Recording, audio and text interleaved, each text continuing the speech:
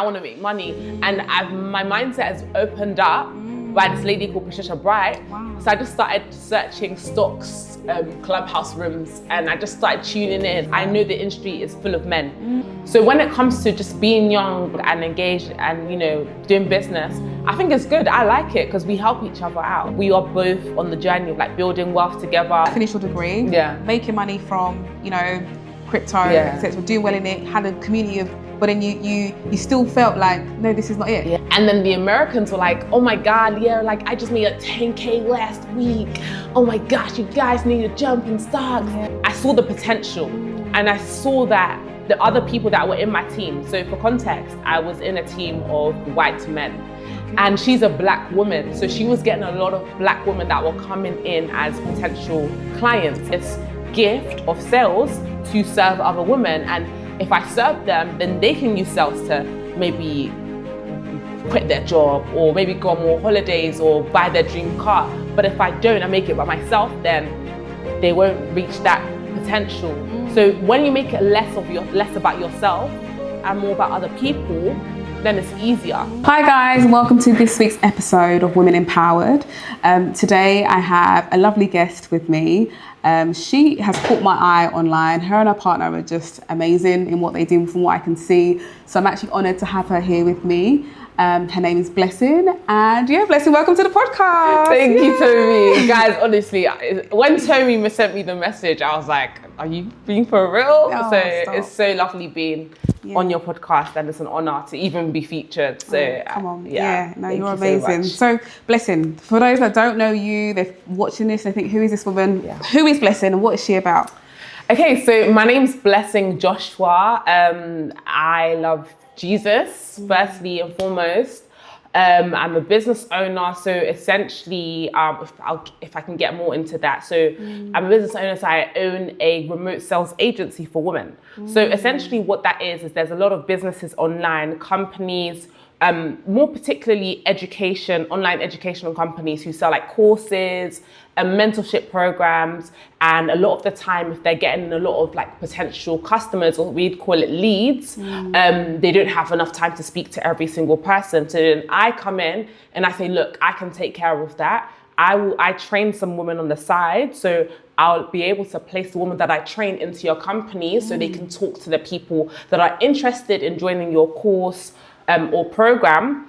It's win-win for the business owner because they're like, cool, I just need someone to come in and close the deals. I don't have the time to speak to everyone.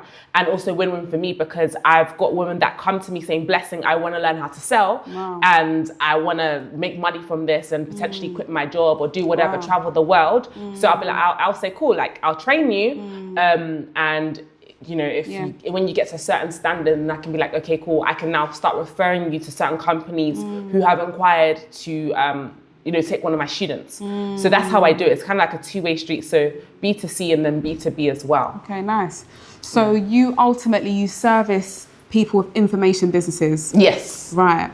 So I'm somebody that sells mentorship. However, I don't have the time to deal with all the influx of inquiries. I come to somebody like you that will, give me a good candidate that will be able to deal with my inquiries. That's it. Amazing. That's it. So tell me, how did you get into that? Because that's quite niche. Yeah. And to be fair, like the people that I have come across that do it and do it well have been from the US. Yeah. Right? Yeah. So I'm really impressed, that you're doing it big, you're doing it large in the UK. So how did you get into that?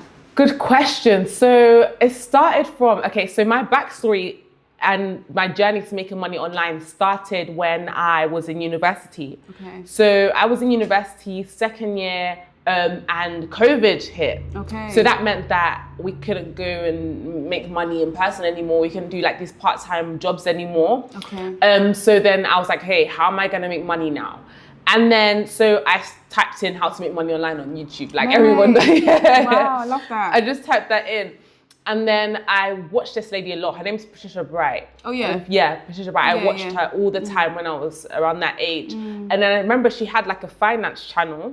So what I did was I went to her finance channel and I typed that same question in to see if I could come up with anything, because I liked learning from her. And then there was a video where she talks about making money online and she doesn't have to do anything. And I was like, how can, I've heard about all this stocks and crypto stuff, but how does it actually work? Yeah. So I clicked on the video and I watched it and I was like, what? She's like, guys, I've made like £2,000 today from doing nothing. I've just put my money into these stocks and I've just made money. And I was like, what?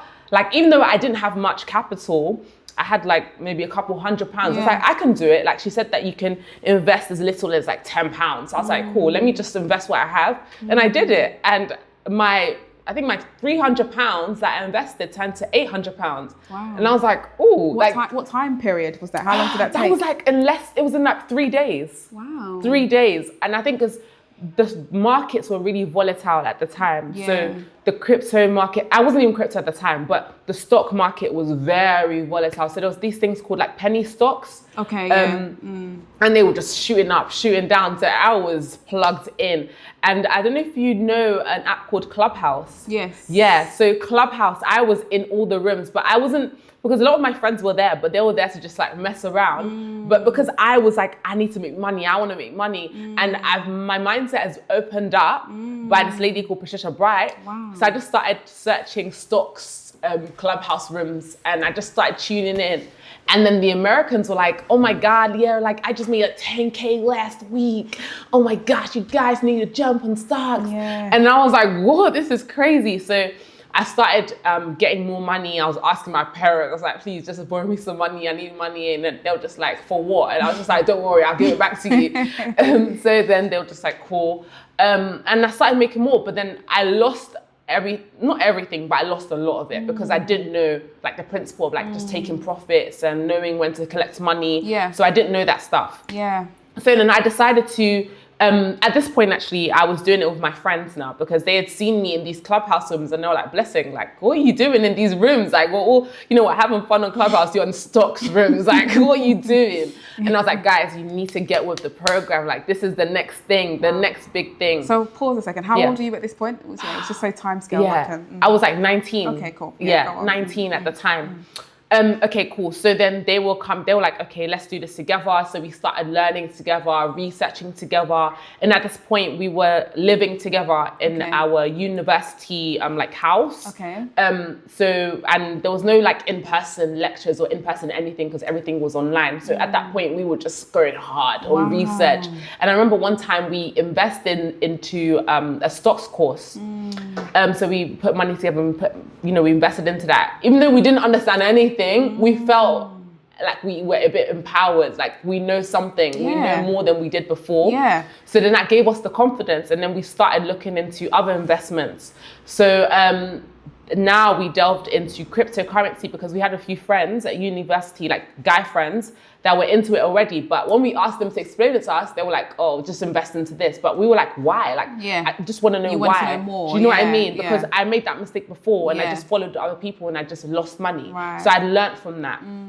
So I said, okay, cool. We'll get into it, but we're not going to just invest. Like, we have to do research. So I remember every single day I was scrolling on Twitter. So Twitter was like the hub for crypto. It still is. Yeah. But at the time, like it was, if you wanted to know the next coin, the next big coin, you had to be on crypto.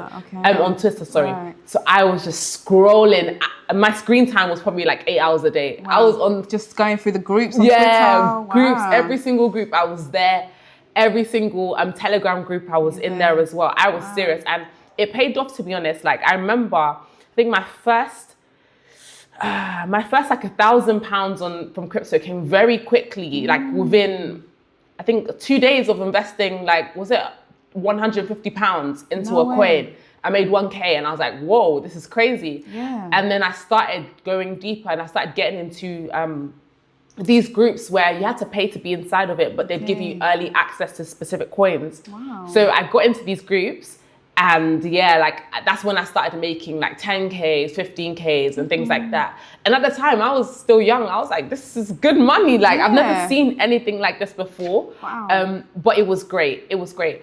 But then fast forward now, we started talking about this online. So a group of us, we were known as like the Go-Getter Girls. Right. So we started talking about it. And, you know, a lot of women would say, oh my gosh, can you teach us? This is amazing. Yeah. Yeah, like people were really, we had a community, so we had a group chat. Okay. And literally within a week, or no, within 2 weeks, we had over 2,000 women in there. Wow. And we were like, we didn't know what to do with you guys. But we were doing like these weekly calls. Yeah. We were just doing £10 calls, coaching calls, book us guys, we'll be able to help you. Yeah. We were just young and we didn't know what we were doing. But it was a good experience because I learned so much about business, about managing women, managing communities.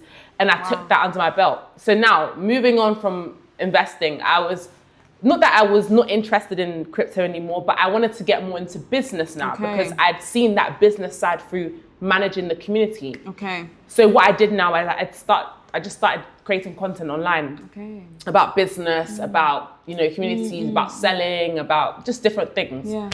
And then this was around when I was 20 years old. No, 20 to 21. Okay. 22. So still in uni. All of this is still in uni.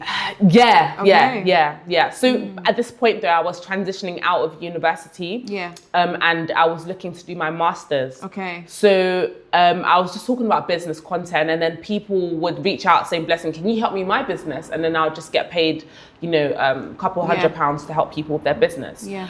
And then, it got to the point where I was now evaluating what I was doing. And I was thinking, at that time, not that I didn't enjoy it, but I felt like this wasn't really aligned with what I was meant to be doing. I felt like I was just kind of going with the flow for a few years. And, you know, I found the video, and I think God is so intentional with everything, and everything works well. Yeah. But at the time, I just didn't feel fulfilled. Right. I felt like I was just doing it to make money, and that was my mindset throughout all those years. And at that point, I was now starting to take my relationship with Jesus more seriously. So I was looking into it, and I was looking at myself introspectively, and I was like, I don't think this is what I'm meant to be doing, but I didn't know what I was meant to be doing. Okay.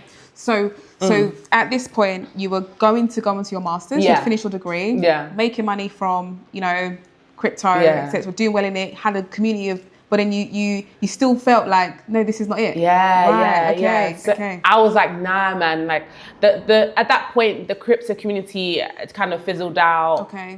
My friends, we kind of just were doing our own thing at this point. So that's when I started doing the business coaching. Yeah. But like, so it was the last year of university, actually. Okay. The start of the last year of university. So I just said, nah, man, I need to find something else, but I didn't know what.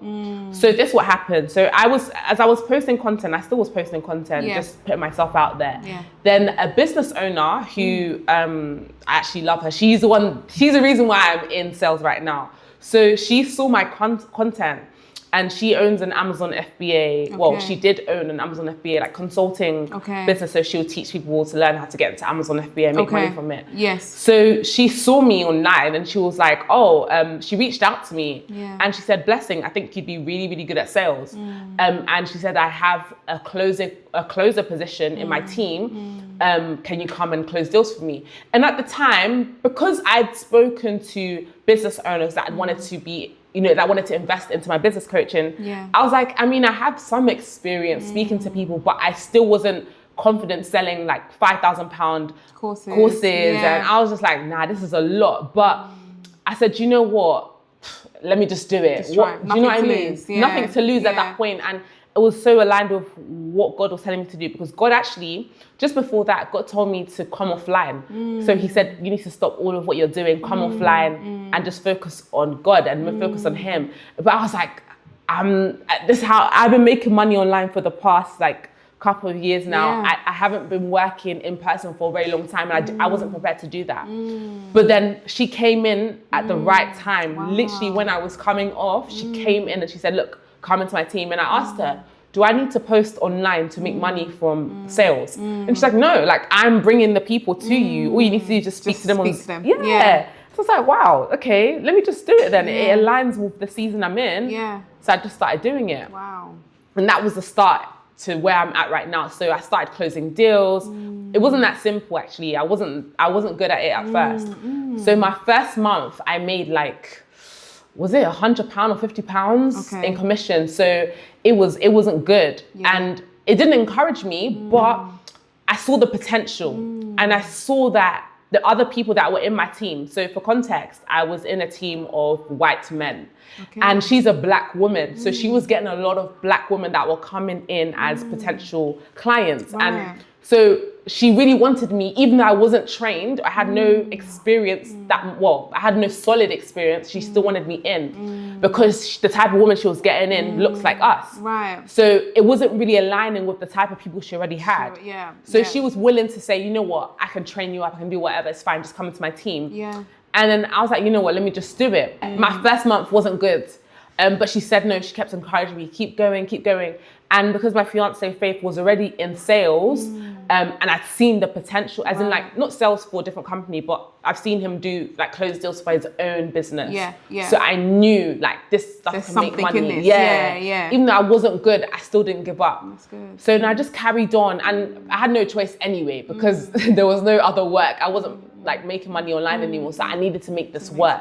That's even shows testament to your mindset from quite early on, to be fair, because a lot of people at that stage will be like, do you know what, this is just nonsense, let me just move on. So you obviously have quite a robust mindset as well. It shows for you to keep going with something that actually wasn't working at first. To be honest, it wasn't easy though. Sometimes I was like, nah, I think I should just get a job now. I think it's time to let me just do what other people do. But then I was like, no, I don't want to do what other people do. There's a certain goal that I have set, a certain life that I want, and this can be a vehicle to get there. It may not be the only thing I do, but I know for sure in this season I need to smash this. So I was doing everything I could. I was trying to upskill myself, watching all the YouTube videos, reading books. And then she eventually got a coach in for us. So he was training us on how to sell and things like that. And it helps a lot.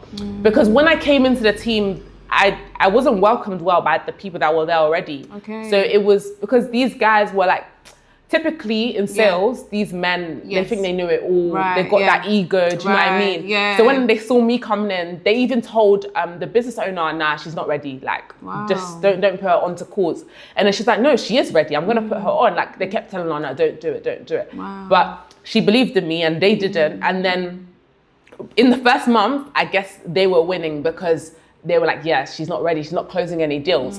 Fast forward now, 6 months later, I'm closing more than them. And they're thinking, what's happening? They were jealous. I can imagine. They were jealous. Especially as a black woman coming in, they're all, white men, they would be intimidated. I'm telling you. And they were trained by, I'm not sure if you heard of Cole Gordon. He's a really, in the sales industry, he's like one of the top sellers, almost like online with Alex Hormozy when it comes to selling though. So he'd been trained by him. So he had that level of, I've invested $10,000 into training. I know it all. She's just... Who's this? So, but it just shows that when you're going into the industry, when you're doing something new, what other people think about you doesn't matter. It's just about you and your journey, and you know where you're headed, and you know, okay, cool, this is my goal. I said, look, I want to get to a point in which because I was racing against time as well at this point, because I was now transitioning into my master's. And so my parents were saying to me, Blessing, look, we want you to get a good job as well, I didn't even want to do my master's, but my parents were like, no choice. To please your parents. Literally. So, but then I did choose something that I enjoyed. So I did it in entrepreneurship. And it was really, really good course, because the lecturers were multi-million-pound business owners. They've exited for millions. So it was good, but I still didn't want to do it. But it was good anyway. So at that time, I was juggling the selling and the learning at university. So I was racing against time, because my parents were saying, look, by the end of the degree, if you don't have anything solid, you have to work. You have to work in a job. And I know that's not what you want, but sorry, this is just what, do you know what I mean? So I was still applying for jobs, as in graduate jobs. And I did secure a really good job. It it had good prospects, good starting salary, like almost 50K for a graduate, which is pretty good compared to the market. Yeah. So I had that on the side, but then I also had the remote sales stuff that I was doing. Yeah. And at this point, my remote sales, I was making a couple thousand every month. Yeah. I was limited to time because I was in university from 9 till literally 6 every day. So there's only so many hours a day I could commit. Do you know what I mean? Yeah. So that meant that I was now doing my selling in the evening. So from 7 till 10 p.m. every day, I was on calls. Wow. Then, you know, sometimes I'd have the odd call during my lunch at 1 p.m. But like, it was a sacrifice. Wow. It wasn't easy at all. It wasn't easy at all. But I knew that I didn't want to work in that job. Yeah. I knew that I wanted to make something out of this. And I didn't know that I'd have an academy, but I knew that I needed to get to a certain point. So I set myself a target. I said, look, if I can hit 5K consistently per month for the next few months, okay, that's fine.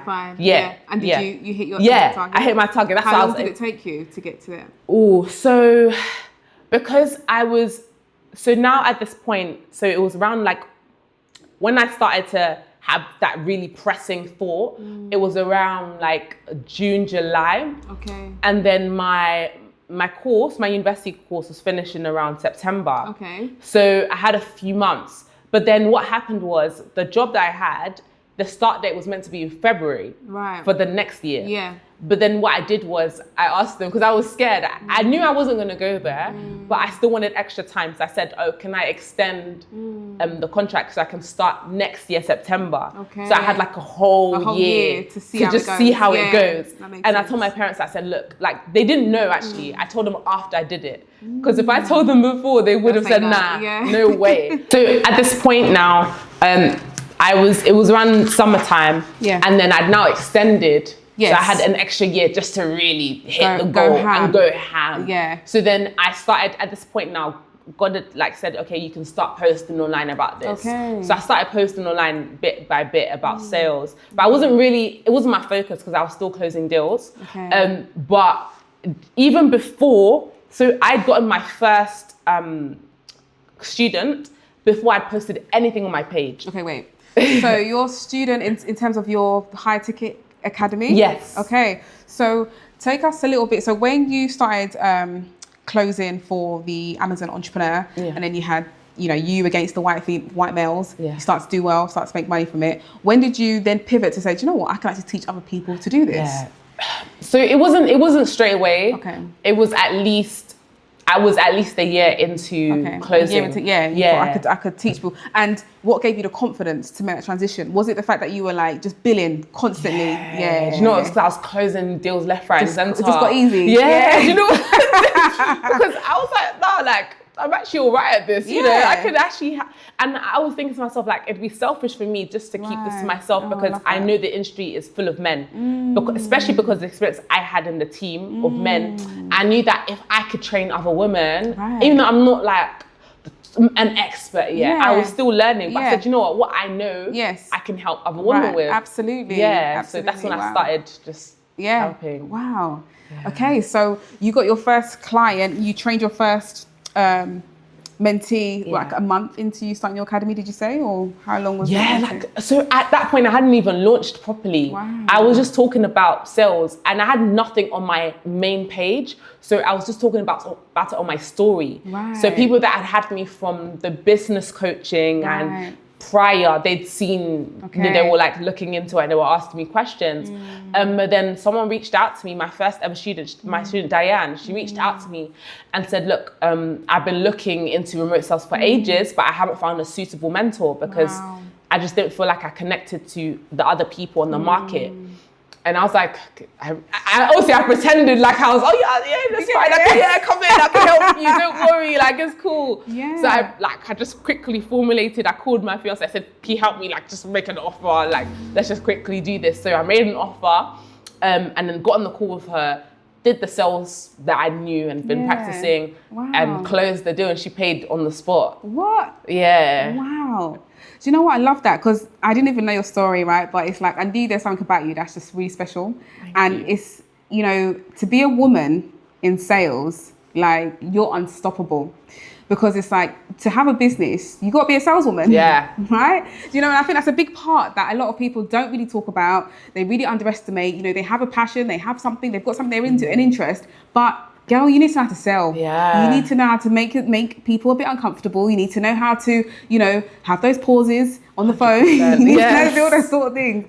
So I love that your specialism as a Black woman in sales. Wow, that's amazing. Thank you. So in terms of the academy, so what process do you take a client through? So if somebody comes, and do they need to have any experience in sales or anything like as a background to get into what you do? Yeah, no, it's a good question. No experience in sales is needed. So the process, the way in which it happens and the way in which it works is that if they like what they see online, reach out to me, they DM me. Yeah. I'll respond to them, ask them a few questions in the DMs, just to make sure that they're qualified to a certain extent, because people can reach out, but it doesn't mean that they're actually serious. Absolutely. So we have to filter through the unserious and the serious. Yeah. So then once I get to that point in the stage and I believe the person is serious, which I'm very selective with, even if I think the person is serious, but I just don't like their attitude, I won't work with them. And that's me now. I wasn't like that before though. When I first started out, I was just like, anyone just come. Yeah. Come in, let me help you. Yeah. But then as I developed and grew, I was like, my time is worth more than just helping anyone, because the stress from certain clients that you'll get is just not worth it. Like I even told you about a client that I got, and now the stuff was happening. It's just not. It's not ideal. Right. So that's why we do that in the DMs to make sure, okay, this person is actually ready. Yeah. So then once that happens and I get on a call with them, just to talk through why they want to do it, their goals, and how I can actually help them. Because maybe I'm not the person for them, and I can say, look, I might not be able to help you. And I'm honest about that. So we have the call, and then once the call is done, get them onboarded, book in the first session. This is if it's one-to-one, then we book in the first session. If it's a group, then I'll add them into a group, into a cohort, and then we just get started with the cohort that way. Amazing, wow. Okay, so anybody can do it. Anyone. So anyone can do it. You don't need to have a background in sales. Some women do come to me with a background in sales, and it does help because you kind of like sales are sales. Right. Even though I'm in the remote sales industry, it doesn't matter. Sales are sales, but it does help. Wow. However, I say to people that haven't had any sales experience, still do it, because I didn't have any sales experience. Right, exactly. So if I can do it, so can you. Yeah. So let's talk figures now. So like in terms of like a really good month, what would you say is like has been, obviously I know you're just growing aggressively, you know, it's up and up and up for you.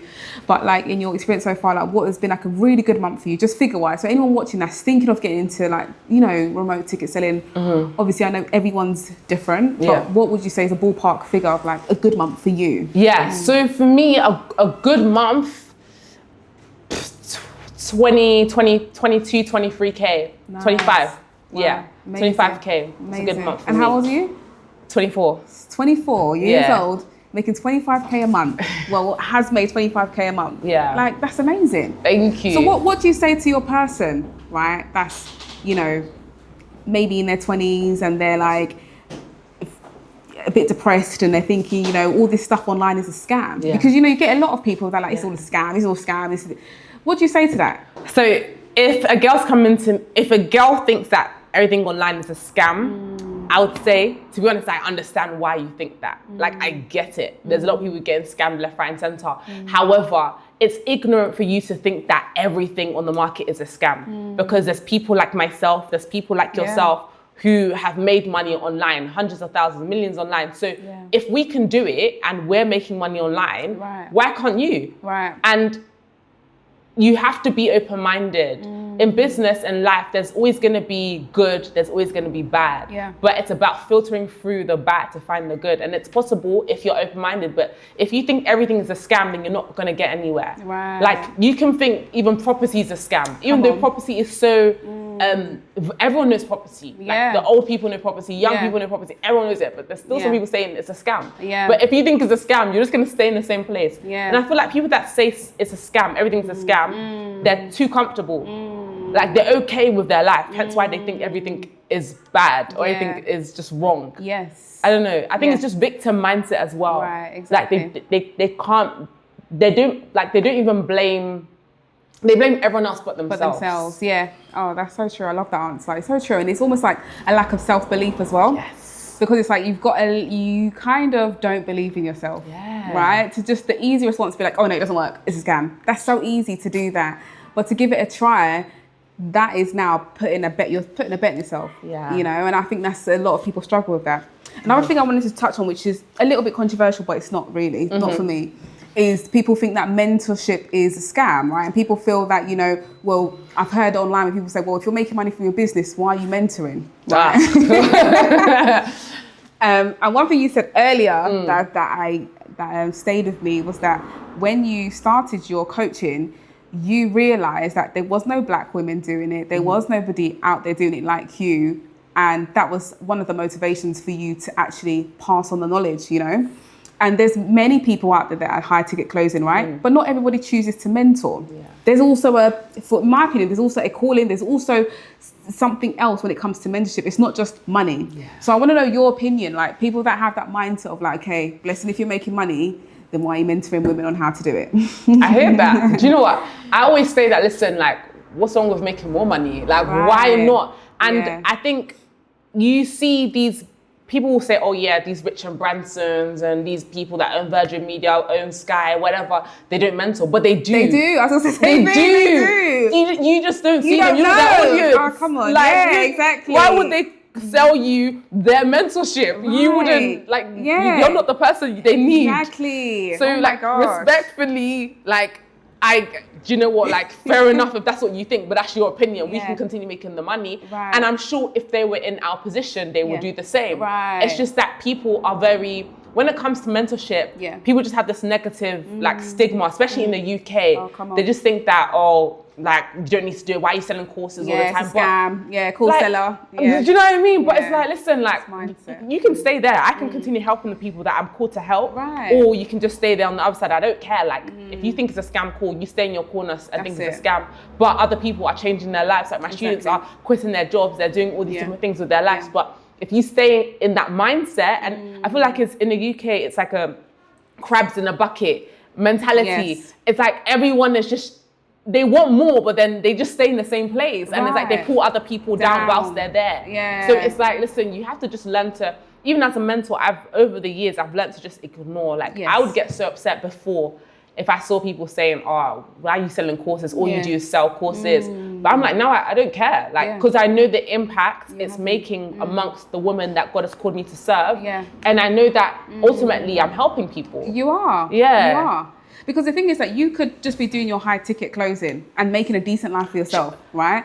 But, you know, to mentor other people, that in itself is a calling. I don't think everybody's called to mentor. Yeah. I honestly don't, because, you know, there's struggles within that, there's strains within that. So if you have that over your life where you're able to break something down that's quite complex and be able to make it digestible, you are doing something, you're doing God's work. Yeah. You're making people financially free in ways that they don't know how to do it, you know, in exchange for a fee for your time. That's very fair. That's fair. And it's also very, someone comes through your academy and you've taught them how to be this amazing closer, there's no ROI on that. If they've given you 3K, 4K, 5K, 10K, whatever they've given you, they're going to make that 10 times over.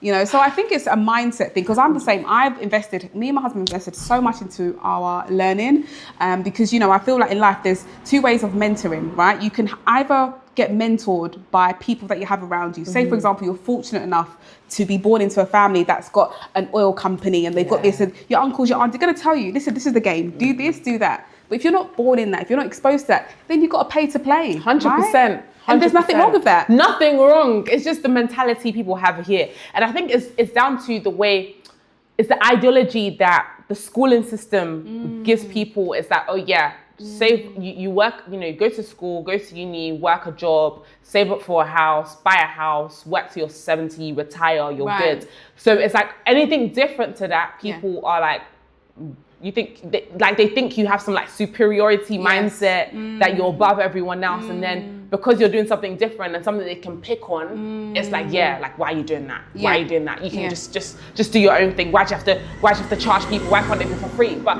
if I was to give you that knowledge for free, you wouldn't do anything with it, because people don't take free content or free information seriously. So it's like, listen, like, I have to, the fee is just there for me to see your seriousness, but also for your benefit, because when I've invested money, thousands of pounds, I know that, okay, I need to make this back, or I need to make this useful. But if it's like £50, I'm not really gonna care, really, because it's not that £50 is not money, like it is, but you can't compare that to high ticket. You just can't. Absolutely, and you've put years into what you're offering other people. Do you know what I mean? They can just exchange a fee for it. Wouldn't you wish when you were coming up, rather than at 19 doing crypto, doing all this that you've done, all this stuff that you've done, that's now you're able to give it to others, you know, that's taken a lot of time.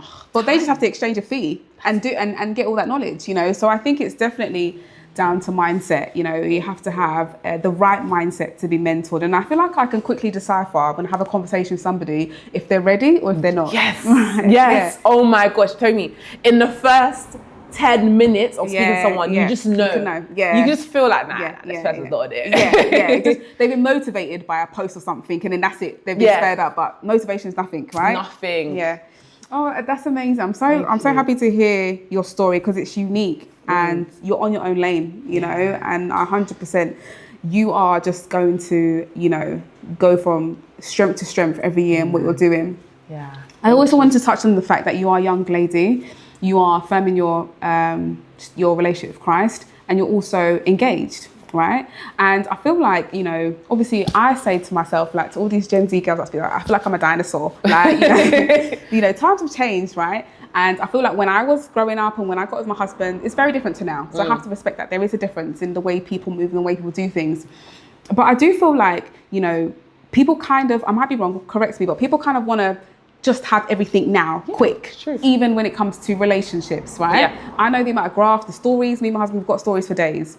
So how have you found it, like, in terms of being a woman in a Gen Z in this day and age, making money online, but still holding down a relationship, you know, and you're both online? How have you found that? Because I can't imagine the amount of pressure that you guys have faced, just external, but family, like, how's it, how do you find that? Do you know what? I feel like because Faith and I, we started, so I met Faith through business. Oh, wow. So what happened was I had seen his content online and I liked it. And then he was posting, at the time it was Snapchat. So he was posting a lot on Snapchat, and because this was actually during the time period when I was getting into cryptocurrency and like really delving deeper into like my financial literacy and all these different things. So he was posting about stocks and things like that. So I was like, no, this is so good. And he'd post about business as well. I was like, wow, like my mind is expanding just like by, you know, taking in this guy's content. So, you know, we got into contact. So what happened was, he always says this is my way of shooting my shot, but I wasn't. because he, at the time actually, when I'd met him, he was anonymous online, as in like he wasn't showing his face. So I like to post he put up on his Snapchat, and I was like, wow, this is really good. There isn't many people that think like yourself. And then he always says that's my way of shooting my shot, but it wasn't. He thought I was shooting my shot, but I genuinely wasn't. Like, I just liked his mindset, liked what he was on, and it was really aligned with the type of person and woman that I was trying to become. So we've kind of gone on this journey together. More so me joining his journey, because he was already on that journey. I just kind of met him when I was starting out my journey, and I kind of progressed together with him. So when it comes to like even social media pressures and like people, because we post on content online together. So when people were saying like bad things, like I think at first it affected me, because I was like, oh, this is like, why are people saying this? But then the way Faith is, it's like, listen, these are people that are miserable anyway. And in real life, if they were to see, if you had all those people in front of you, I can guarantee you only one person might even utter something, but most of them will keep their mouth quiet. Do you know what I mean? So it's like, these people, you wouldn't want to be in their position anyway, so why do you care about what they think? And Faith always says that there's people doing better than you, they will never hate on you, because they understand the journey that you're on. but other people may not get it, so they might talk more. So when it comes to just being young and engaged and, you know, doing business, I think it's good. I like it because we help each other out. Like, I think we are both on the journey of like building wealth together. We're still young, still navigating things, but I think we keep each other accountable as well. So it's more so like we're business partners. And we are together as well. So I like it. But don't get me wrong, there are like those times where it's not easy and we might quarrel or things like that, but it's just part of the journey. It's normal. Wow. Yeah, you guys really remind me of being my husband when we were younger, loads, because you're like business partners. Your relationship with your business partners, right? So it's like ultimately your bond comes to like the foundation is like your ambition, your joint ambition, and I think that's the same thing with me and my husband. So when I meet like relationships and the dynamic is where like the woman can be quite passive maybe and the husband's like 100% like doing everything. For me, it's like I find it difficult. Obviously, as I got older, I now understand that, you know, everyone's different. But I find it very difficult to understand that dynamic. I can never see my husband like doing something, like struggling at something, and I'm just there like, okay, babe, you got to provide. That's it. You're a man. You just do it. For me, I'm just like, mate, let's do it together. Like, you know. So I feel like you guys definitely have that energy as well, and I feel like it's a great foundation for marriage, because marriage is like up and down. Do you know what I mean? When you start throwing kids in the mix now as well, it's all going to be all different. So I see your kids walking, I'm like, wow, you got kids, 2 kids, and you're still running your businesses. You're still a mum, you're still cool, you're still a wife. Like, you can do it. You can, 100%. But your foundation is so correct. It's based on ambition. It's based on God. Like, that's it. It's solid foundations, you know. So I love that. I'm really glad to see that you're online together, you've got that solidarity in everything that you do. You know, I guess in terms of like getting married and meeting each other and things like that, did you always know that, like, did you know he was the one, like when you guys started speaking? Like, what's your journey to now where you're like going to get married in a few months? So it started off, like, to be honest, when I'd seen Faith, and when we first started talking, like, it wasn't really, because Faith was just he's an interesting guy. Because when we first started talking, it was just strictly like business. I remember like it was the third time we talked, or second conversation we had. He was like, send me your number, I want to call you. And I was like, oh, this is how business people are. Because at the time I didn't have much interaction with business people. So I was like, oh, okay. Very aggressive. I was like, oh, sure, like, I'll send it to you. So he just called me. It was so late as well. It was like 11:30 in the night. I was like, oh, okay, cool, why not? So we were just talking, and he was just asking me, okay, what's your goals? Like, what are you trying to do right now? And this was before we had created the community, the crypto community for women. So he was encouraging me. He was like, oh no, you guys should do something like that. You know, other women would want to learn from you. And because he was into, you know, like course selling and all of that stuff. So he knew about all this stuff and the potential. So he was like, no, start doing it. And then he said one comment to me. He was like, but I've met many women like yourself, and many women just do a lot of talking. They don't do a lot of doing. And I was like, cool, this is a challenge. Because I'm not like, do you know what I mean? And I was like, I liked that because it made me, because I'm very competitive. I was like, no, I'm not going to be like the other women. I'm actually going to do. And then so when it came to the time of doing, I was on it. Like the next day I started researching, okay, how to start a community. Me and my friends, we were on a call together. We were just looking. I told them about the call. They were like, oh my gosh, it's so cool. Let's do it. So we were just excited, ambitious, and we had a guy, Faith, on the side. He was just telling us to do these things. So then in terms of the relationship though, as we were progressing, we were talking more. And the way Faith is, in the start of the relation, at this point, it was just a friendship. Because he didn't make it clear to me that he liked me or he thought I was a good look, anything. He didn't give me any compliments. Just business. So I thought, okay, like, nah, nothing else. It's just business.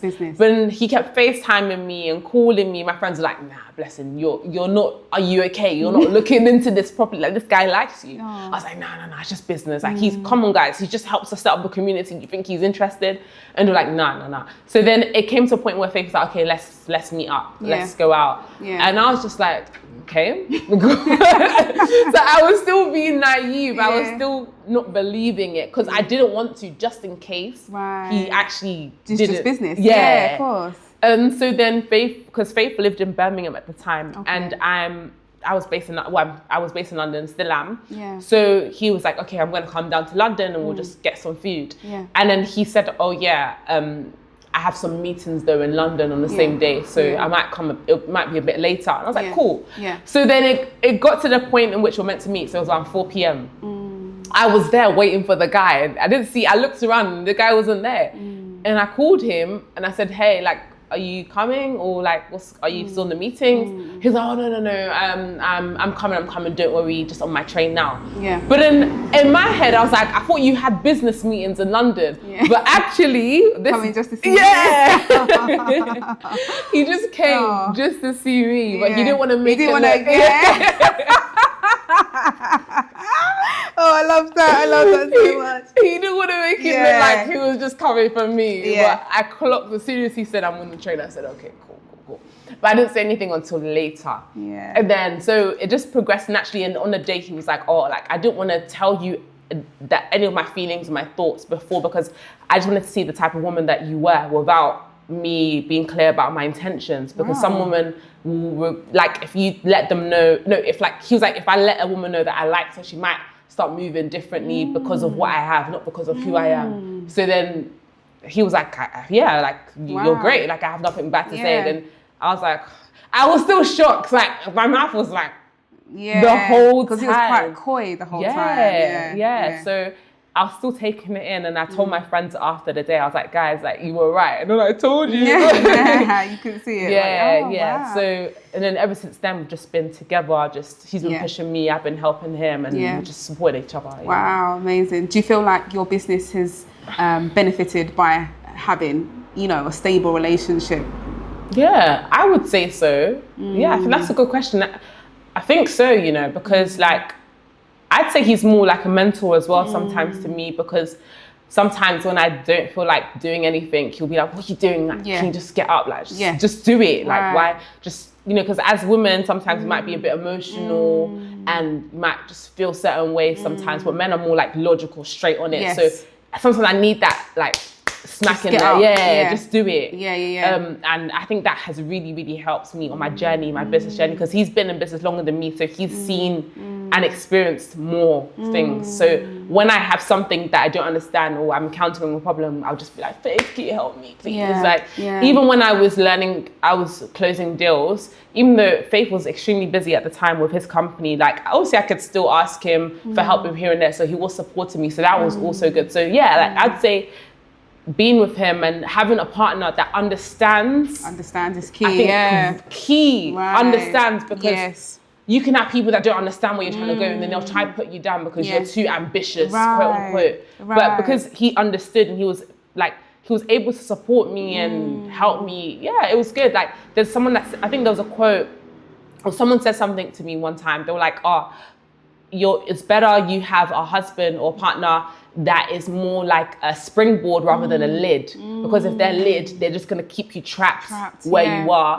But if they're a springboard, they're going to propel you to what God has called you to do, rather than you just not moving, achieving anything. Do you know what I mean? That's really powerful, especially for women. Because obviously with women as well, like, we have other responsibilities, right? And I feel like sometimes you get different types of men. You get men that like champion their women, and you get men that sometimes when their women start to make something of themselves, they get a little bit intimidated. They get a little bit like, don't get too big for your boots. So it's so nice that your foundation is you both spur each other on. It's so, so important, because I've seen it where, or the woman doesn't want to do too much because she wants to, she wants the man to feel in his position. But at the end of the day, like, you're both pouring into each other, and it's the same pot at the end of the day. You're making money, it's the same pot. So it makes no difference. So it's so nice that you've got that foundation from the start. So what is, one thing you said earlier that I wrote down, I thought, I want to touch on that, was you spoke about God said, right? And I feel like a lot of people say God said, right? But, there could be a lack of understanding as to what that is. So I want to know, in terms of your life and your experience, what does that mean to you? Because it's like, God said, is it like God said to you in a dream? Did it say blessing? Did you hear a bellowing voice? Like, how is that? How have you experienced God's voice? That's a good question. I think for me, God what he will do is he'll speak to me directly. So how he does it is through dreams. He'll show me like transitioning and doing something different. So at that point where God was like, come off social media, like I felt bad. Even when I was posting, like I felt convicted, like I'm not meant to be doing this. And I knew that was the Holy Spirit telling me, nah, don't do it. So I'd heard him, like in the dream, God was like, nah, it's time to come off. But then I kind of ignored it because I was like, nah, I want to still continue doing it. Then every time I'd post, I felt bad. And then I was just like, oh no, like this is not good. Like I know I'm not meant to be doing this. And then what I know for myself, when I start second guessing and I start asking people validation and I start asking like Faith, oh, do you think it's bad to post this? Or do you think I should post this? Like, then I know, yeah. Like, answer that. Yeah. Because before I never used to ask that, I would just do it. So when it came to me questioning myself, then I knew, this is not right now. Wow. And then God will also speak to me through people as well.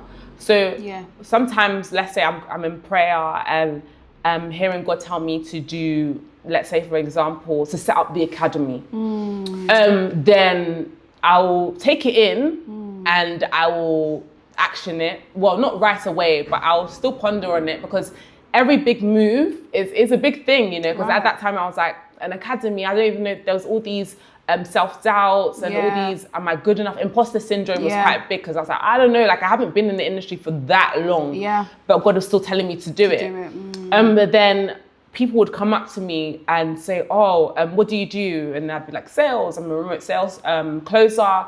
And then I would just have a normal conversation with them and they'd be like, oh, you should teach other women to do this. It's so good. And I'd have that I'd have that sort of conversation multiple times during, like in the span of maybe a couple of weeks. So I knew, like God will confirm through people. So he will tell you first, but one thing about God, like if you don't listen the first time, he will continue telling you. But then one thing about God also, if he continues telling you, he's not going to waste his breath. No. He's going to stop. He'll be like, listen, like if you don't do it, I'll get someone else to do it.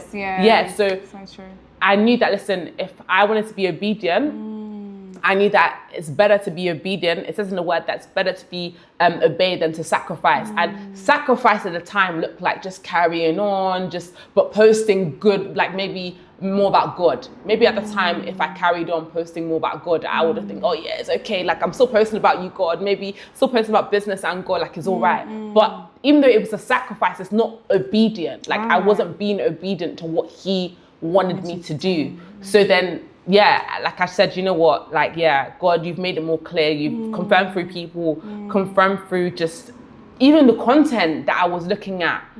All of a sudden I was seeing, remote sales trainers. Like I'd never seen that before. And I was like, God, okay, cool. I get what you're saying. Yeah, he got your attention. Regardless, like once he knows that he's put something in you, you've got to do it. And he's going to get your attention. It's crazy. That's so interesting. Yeah. And I know some people would say, oh, it's just luck, but it's not. No. How can all this be so aligned? Like nothing is an accident. No. Everything is so intentional, and it's definitely God just trying to lead you into a specific path. So it's just about you following it. And I think the thing is with a lot of people that are not where they want to be, it's not that they don't know what they're meant to be doing. It's just that they just don't do it. And then when you ask them, it's just excuses. Oh, because I'm working my job and it's too busy, it's too hard. Well, there's life is always hard. You just have to choose your hard, right? So it's just like people, I think when it comes to just expansion and growth, excuses is what people come up with. So I learned quickly that, listen,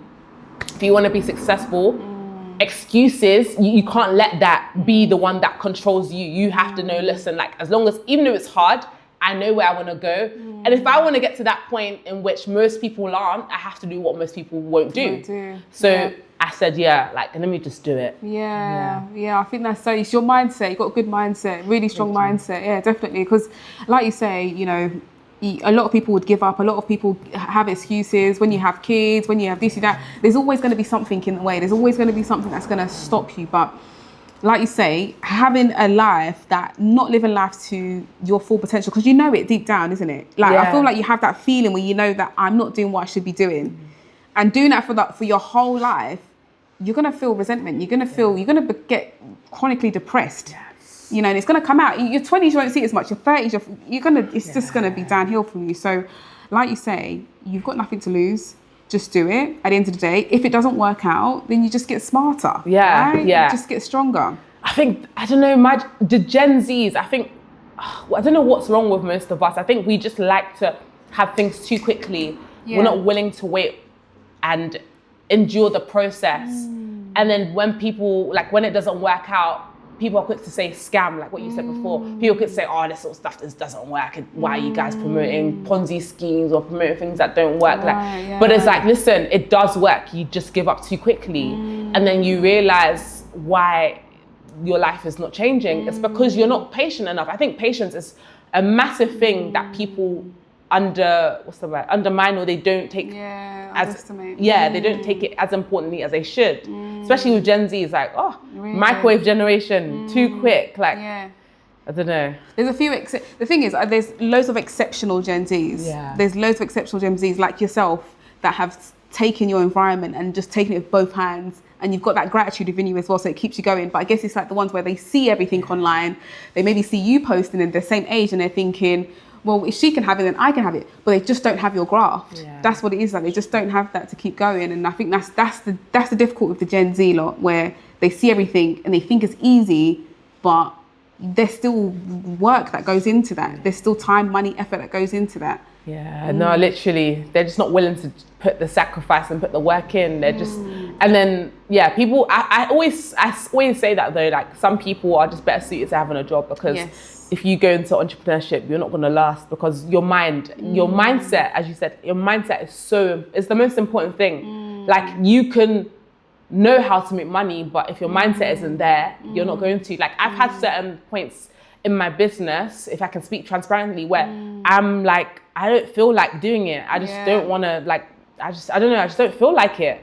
Maybe someone's upset me. I just don't feel, I don't know, I'm not on it. Yeah. And then, even though I have people in my DMs who are literally ready to hand me money, that like, how can I start? I want to join.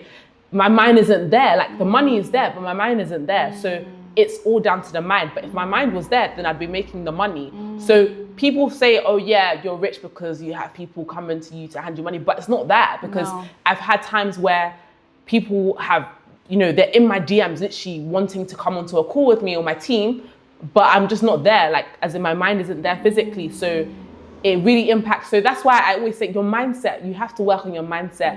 And I always say that when it comes to even serving people and helping people, knowing that it's not about you has helped me so much, because when you make your business about yourself, then it's easy to say, oh, I don't want to do this, or I can't do this, or I'm not sure why I'm doing this. No, but when you make it about the people that God has called you to serve, then it's like, damn, like, if I don't show up, there's all these women who have all these amazing potentials, and if I don't show up, I could be blocking their destiny, I could be blocking their future.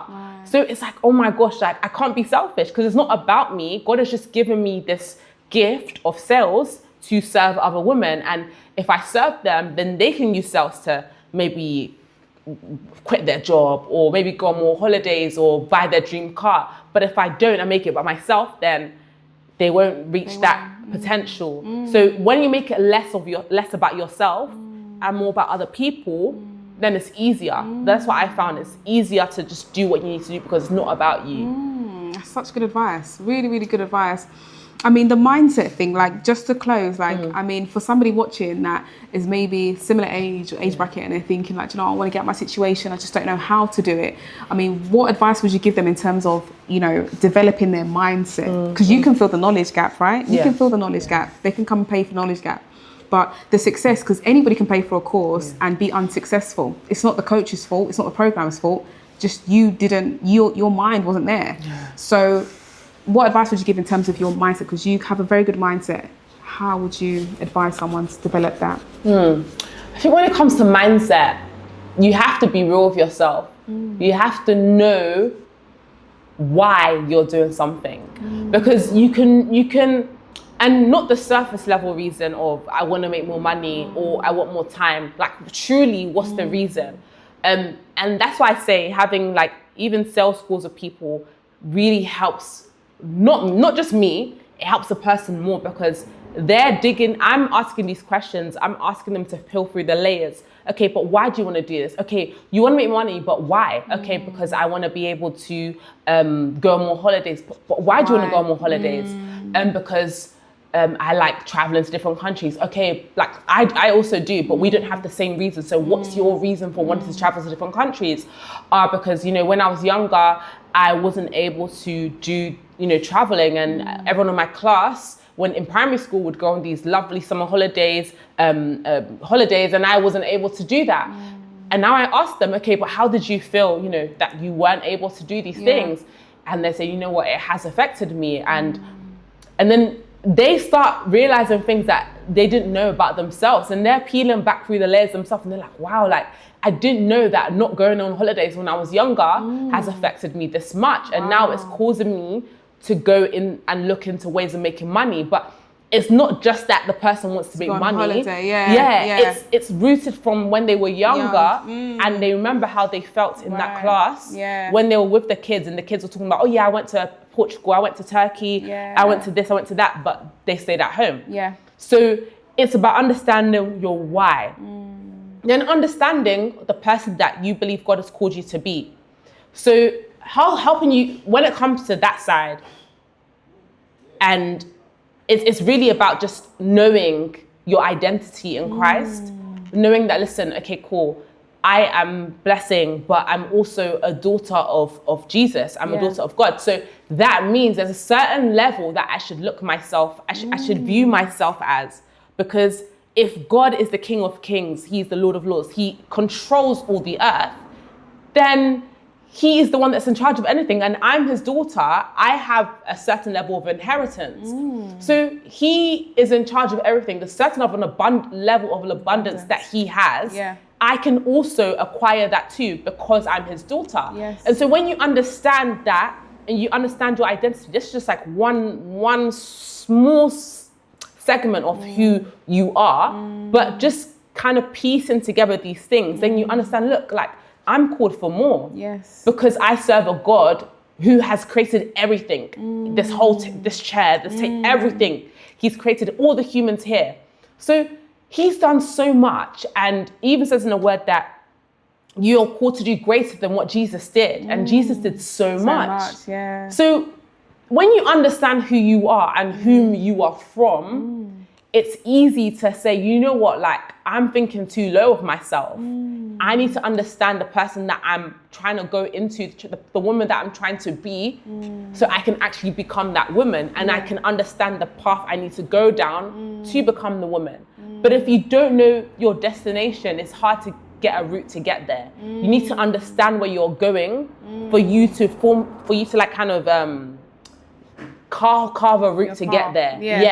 So firstly, understanding your why, then understanding who you want to be, who you are, your identity. When you marry those two together, that's it. That's it. Wow, amazing. That's amazing advice, to be honest. I was getting goosebumps when you were talking there as well. And just before we go, actually, the last guest, Tinu, actually, she gave a lot of props to you guys in terms of like how you've helped her with her journey as well. So it just shows you, and she's making loads of money in what she's doing now as well. So it just shows you the fruit of what you're doing as well. You know, like, you know, she's now helping other people, you know? So it's like, if God's put that calling of your life to help people, to educate people, to what He's put that in you, you've got to be obedient to it. And you're such a good example of just being obedient. Just obedience has got you here. You know? That's so true. So true. Thank you so much. So if anybody wants to know more about you, get on the training, just follow you, where should they find you? So guys, if you want to know more about me, my name is Blessing Joshua. So Blessing, Joshua with 2 A's, Joshuaa. On Instagram, TikTok, YouTube. I'm on LinkedIn now as well, guys. So if you want to connect with me, I've been posting on LinkedIn, guys. The opportunities on LinkedIn. I didn't know much about LinkedIn myself. I never used to use it until one of my friends was like, you know what, you need to be on LinkedIn. You need to be. You need to be on LinkedIn. I know. Like people, like because I wanted to delve more into like B2B, so training corporate teams and sales teams, and people are. I only started, maybe was it last month? But I've been posting like quite consistently, and People have been reaching out to me already. Yes, yeah. LinkedIn is powerful. crazy. Yeah. But yeah, if you want to find me, I'm on LinkedIn, Instagram, TikTok, YouTube. Yeah. Yes. Everywhere. Oh, guys. thank you so much, Blessing, and I'll see you guys in the next episode. Thank you. Thank Bye. you. Bye.